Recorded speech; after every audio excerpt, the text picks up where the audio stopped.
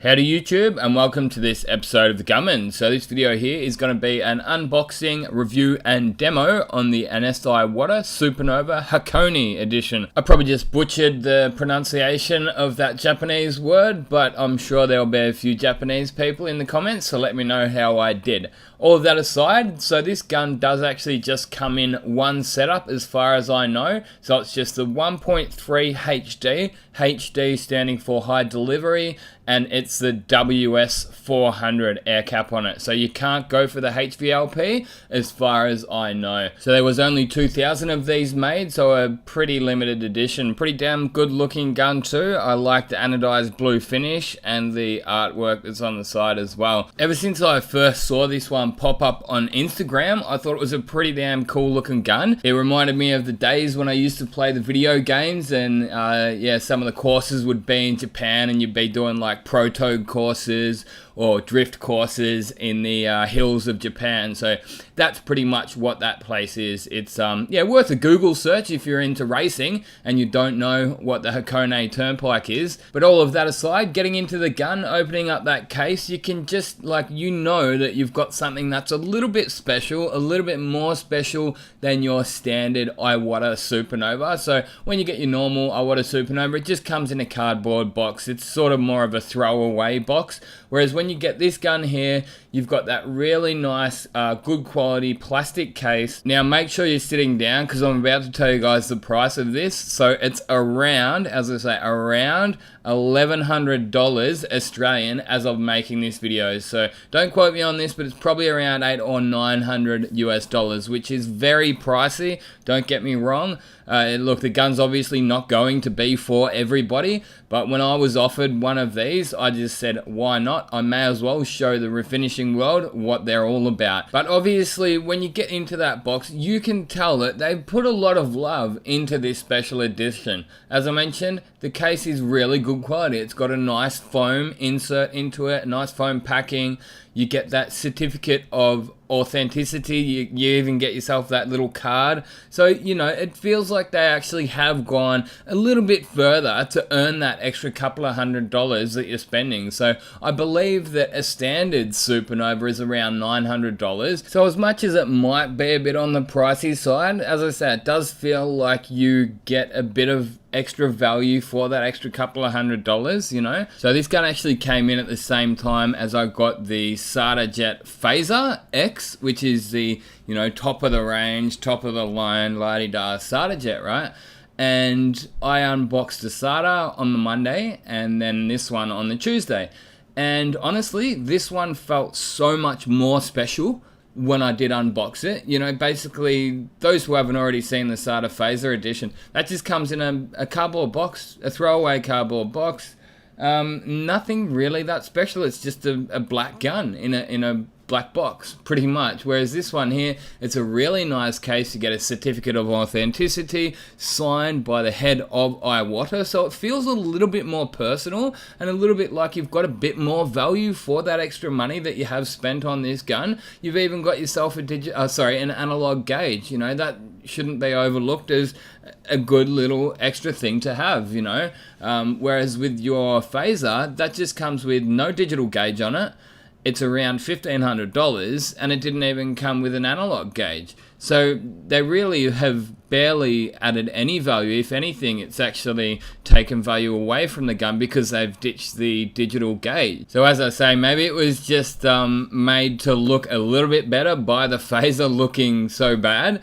But as I say, like, this all of a sudden seems like a bargain at $1,100 if you look at it next to the Phaser. But real world, if you look at it next to, say, your standard Pro Light, which is around $500, or many other guns which are much better value for money. But look, at the end of the day, if you're getting one of these guns, you're not looking for the best value for money and just getting paint onto a panel. You're looking for the absolute pinnacle of like getting the best quality finish, best quality clear coat finish you can get, and a top quality gun. I mean, there is no gun made better than Anest Iwata's. You might be able to say, oh, this gun here is made just as good as the Supernovas and the Bellarias. You'd be hard pressed to say whichever gun it be, your Sada or your DeVilbiss, is made better than your Iwatas. And I think that's pretty well known in the industry. The Japanese are pretty well known around the world for being good engineers and only settling for top quality results when it comes to their engineering work. So here's a quick look at the Sada Jet Phaser, and as you can see, pretty much all they did on that was do a cutout where the trigger goes. So you can see on the left hand side of the gun you can't see that trigger, whereas you can on the right. So it goes up to that hinge up the top of the spray gun there. And they also took out the place where the digital gauge goes down the base of the spray gun. So as I said, with the Sada you actually have to get yourself a gauge separately. So you could maybe put your Atom dock on, or just get yourself a standard analog gauge and put that down the bottom. So basically I just decided to give you guys a look at the Phaser versus the Supernova, just to let you guys decide which one you thought looked better and felt a little bit more special. I'm sure that by now most of you guys have seen the Phaser review, but yeah, as I say, to me this just felt a lot more special. And as far as the finish quality goes, they're actually very similar. So I got the Phaser in a 1.3i. Now those who have been familiar with the Supernovas for some time will already know that they actually have that flat eye fan pattern, which is new for Sada. So yeah, basically it's got a very narrow width to the fan and it's nice and even, so you don't have like an oval shaped fan where it's heavier in the middle and wider in the middle. It's actually a very flat up and down fan. But what that basically means in end result, when the gun's in your hand, it actually seems to me that it actually makes a bit of a flatter finish. So it makes it easier to get a very nice flat finish off the gun. Now at the end of the day, I do get a lot of people say, hey, how do I get flat finishes? How do I get like dead flat finishes? And look, as far as I'm concerned, you're never going to get dead flat off the gun. You might be able to get pretty close, or you might be able to get something dead flat on a really flat panel like a bonnet or a roof or a boot lid. But when it comes to side panels, if absolutely dead flat is what you want, you're going to be cutting and buffing. But this gun here, the WS Supernova, is going to get you closer. So it's basically, if dead flat is what you're after, this is going to get you closer. It's going to mean less cutting and buffing than most guns, I would find. But at the end of the day, like when I'm at work, I don't cut everything back flat. Nobody's got time to. And the other side of it is, like, there's no use in making the side of the car that I've painted look dead flat. It's going to look silly when the rest of the car's got a little bit of orange peel in it. Now, obviously this is the Honda Accord, and they've actually got a very nice finish on them. Better than most Japanese finishes, I must admit it.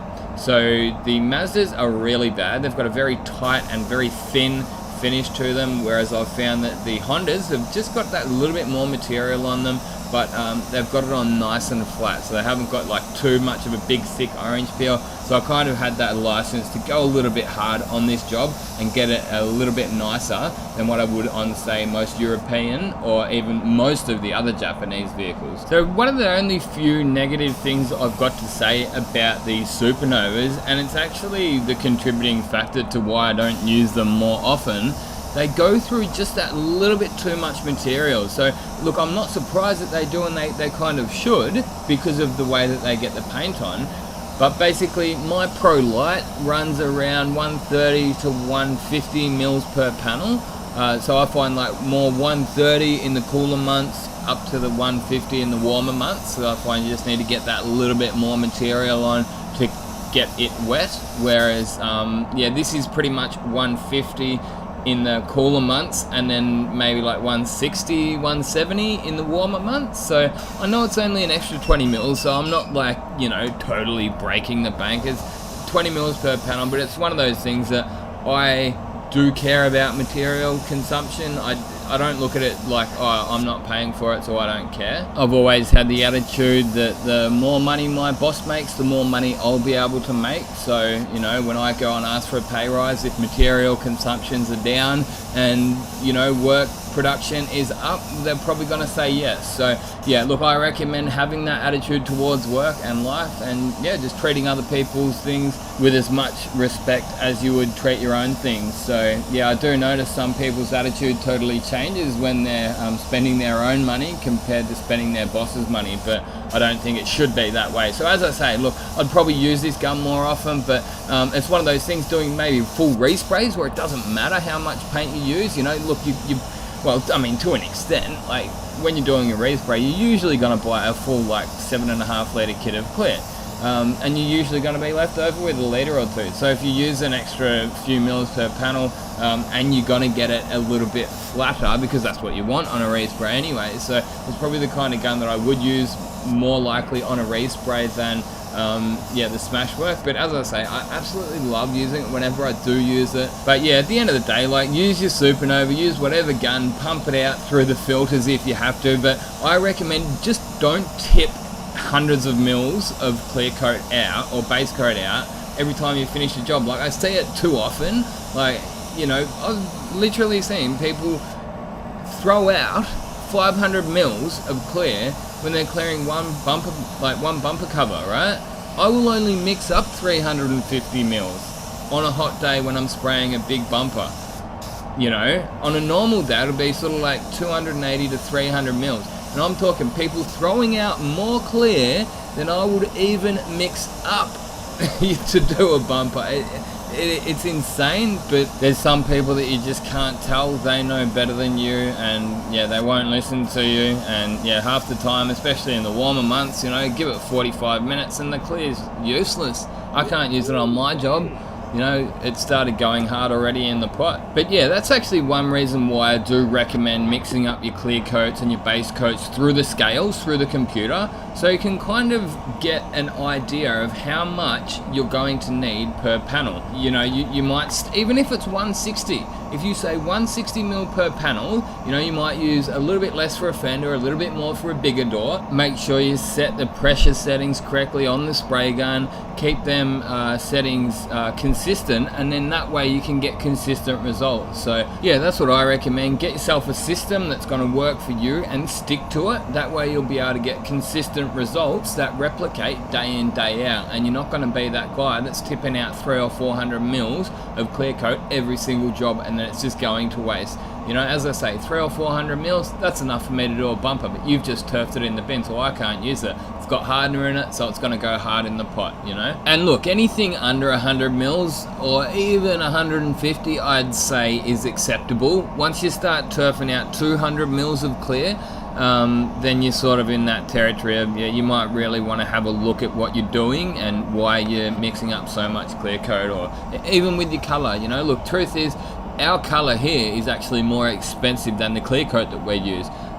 So yeah, look, all of that aside, I actually forgot to mention the settings that I use on this gun. So I wind the fan right in so that it's on pencil, so wind it right into spot, and then come out 1 3/4 turns on the fan knob, and then I run full fluid on this gun and around 2 bar. As I say, you might actually have to adjust that as you go. So it's one of those things, I'll probably find myself using a little bit less air pressure in the warmer months and then a little bit more in the cooler months. So around that 2 bar or 29 PSI. So this is the car the next day once it's all cured up, and as you can see, it looks like one great big mirror, a big black mirror, and you can see just about everything in it as if you were looking into a mirror. So very nice flat clear coat application from the WS400 1.3 HD. This is prior to polishing. I then gave it a quick nib here and there, and then took it out into the sun just to give my detailer friends a look at it in the sun, because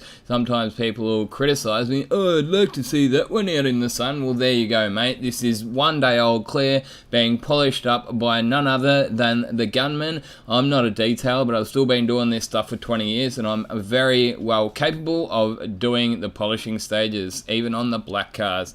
So there you go. Hope you guys have enjoyed watching this video review of the Anest Iwata Supernova Hakone Turnpike Edition. If you would like one of these, be sure to check out the link in the description. That will take you to the Spray Guns Direct website of where I got mine from. Obviously, while stocks last. Until next time, get out there and paint some shit. This has been another Gunman production. Goodbye.